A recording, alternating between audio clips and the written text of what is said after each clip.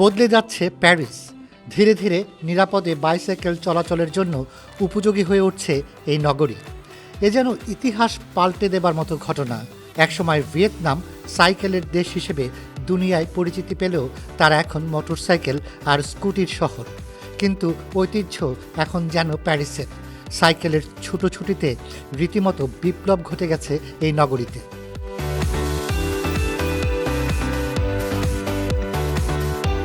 সরকারি সংস্থা Paris region ইনস্টিটিউটের তথ্য অনুযায়ী প্যারিসের ভেতরের অঞ্চলে সাইকেল ইতিমধ্যে সংখ্যায় 4 চাকার গাড়িকে ছাড়িয়ে গেছে।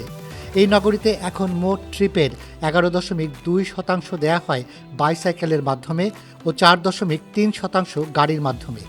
সাইকেল ব্যবহারের এই প্রবণতা বাড়তে দেখা গেছে শহরতলি ও সিটি সেন্টারেও। ওইসব অঞ্চলে মোট ট্রিপের 14% বাইসাইকেল ও 11.8% গাড়ির মাধ্যমে দেয়া হয়।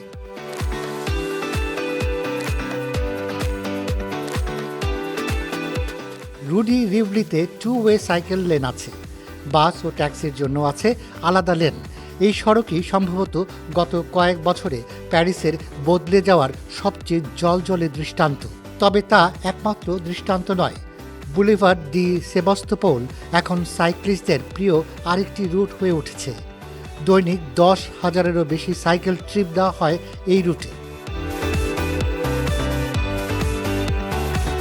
রৌদ্রোজ্জ্বল দিনে প্যারিসের এসব সড়কে এখন এত বেশি সাইকেল নামে যে মাঝে মাঝে যানজট লেগে যায়। নগর কর্তৃপক্ষ এইসব সড়কের সমান্তরাল অন্যান্য সড়কে বাইক লেন ব্যবহার করে এই সমস্যার সমাধানের চেষ্টা করছেন।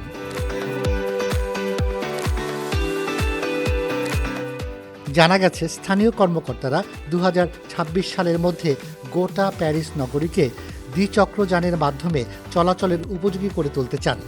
নগরের মেয়র সেজন্য $250 মিলিয়ন বরাদ্দ রেখেছেন। বলা হচ্ছে এই গ্রীষ্মের অলিম্পিক গেমস এই নতুন বাইক পরিকল্পনায় গতি আনবে।